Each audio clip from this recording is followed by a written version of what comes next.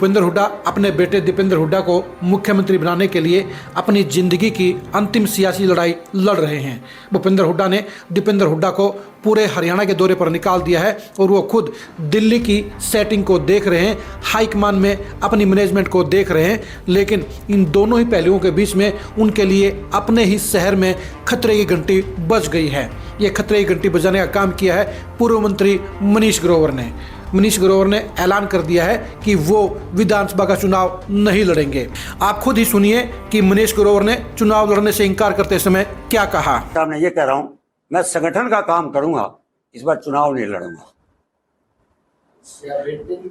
संगठन मुझे प्रदेश में जहां भी भेजेगा, भूपेंद्र हुड्डा के पीछे जाऊंगा। संगठन जो मुझे काम देगा, मैं व्यक्तिगत पार्टी का कार्यकर्ता होने के नाते इस बार 5 बार मुझे विधायक चुनाव लड़ाया। मैं पार्टी का विशेष रूप धन्यवाद करना चाहता हूं। मुझे 2 बार पार्षद लड़ाया, 5 बार विधायक लड़ाया। एक ही व्यक्ति को इससे बड़ा कोई मान सम्मान नहीं ले सकता।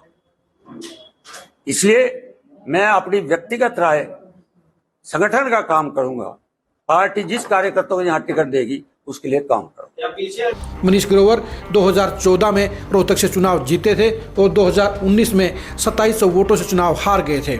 2024 के विधानसभा चुनाव में मनीष ग्रोवर के ही चुनाव लड़ने की पक्की गारंटी मानी जा रही थी, क्योंकि उनसे बड़ा चेहरा बीजेपी के पास नहीं था। ऐसे में उनका चुनाव लड़ने से इनकार करना एक सरप्राइजिंग फैसला कहा जाएगा। यह भी कहा जा रहा है कि बीजेपी हाईकमान ने मनीष ग्रोवर को इशारा कर दिया था कि उनके जीतने की संभावना नहीं है, इसलिए वो चुनाव न लड़ें, उनकी जगह बीजेपी किसी नए चेहरे को उतारेगी। यह भी कहा जा सकता है कि मनीष ग्रोवर को पीछे करके बीजेपी ने रोहतक में हुड्डा और बत्रा दोनों के लिए चक्रू रचने का काम कर दिया है।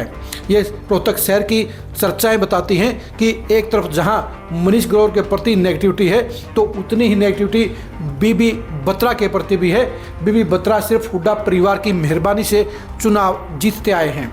लोकसभा चुनाव में भी रोहतक विधानसभा सीट से दीपेंद्र हुड्डा को सबसे कम लीड मिली थी और ऐसे में ये चर्चाएं चल पड़ी थी कि अगर बीजेपी ने मनीष ग्रोवर की जगह किसी और मजबूत प्रत्याशी को चुनाव मैदान में उतार दिया तो फिर बीबी बत्रा को लेने के देने पड़ जाएंगे, यानी वो चुनाव हार जाएंगे।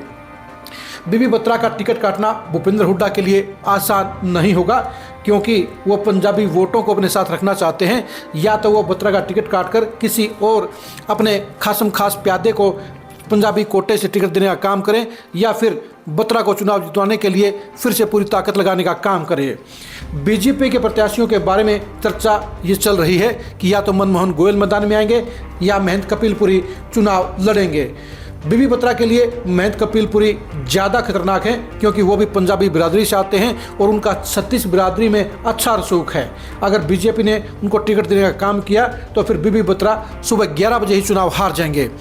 रोहतक में चुनाव हारने की चर्चा भूपेंद्र हुड्डा और दीपेंद्र हुड्डा दोनों का पूरे हरियाणा में खेल बिगाड़ने का काम कर सकती है, क्योंकि जनता में चर्चा जाएगी कि जो भूपेंद्र हुड्डा अपने ही शहर में अपनी सीट नहीं जितवा सकते हैं, तो ऐसे में पूरे हरियाणा में वो कांग्रेस की सरकार कैसे बनवाएंगे।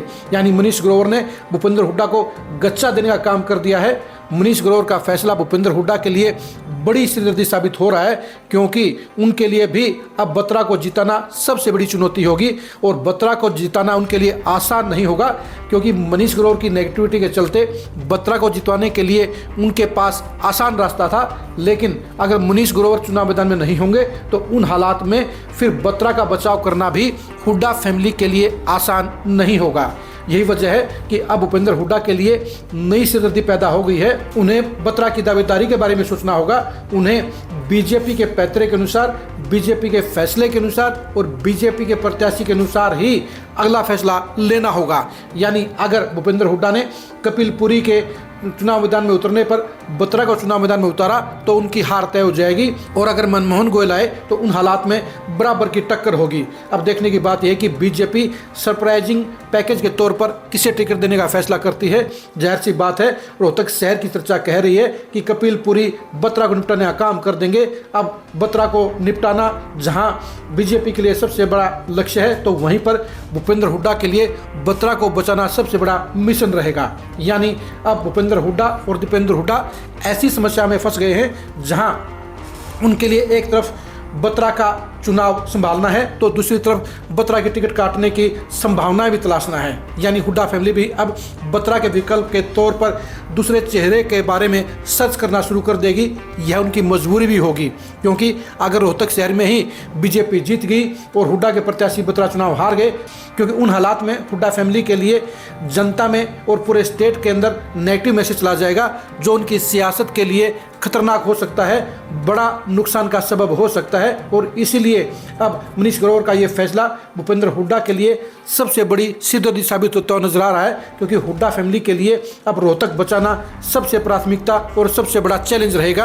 रोहतक सीट पर मचने वाले घमासान को जानने के लिए आप खरी खरी न्यूज़ के साथ बने रहिए। रोहतक सीट पर बीजेपी के प्रत्याशी के सिलेक्शन और उसके इम्पैक्ट को जानने के लिए भी आप खरी खरी न्यूज़ के साथ बने रहिए। रोहतक सीट पर कांग्रेस प्रत्याशी बीबी बत्रा के चुनावी अंजाम को जानने के लिए भी आप खरी खरी न्यूज़ के साथ बने रहिए। रोहतक सीट पर हुड्डा फैमिली की साख के सवाल का परिणाम को जानने के लिए भी आप खरी खरी न्यूज़ के साथ बने रहिए। आप हमारे फेसबुक पेज को फॉलो कीजिए, आप हमारे यूट्यूब चैनल को सब्सक्राइब कीजिए। नमस्कार।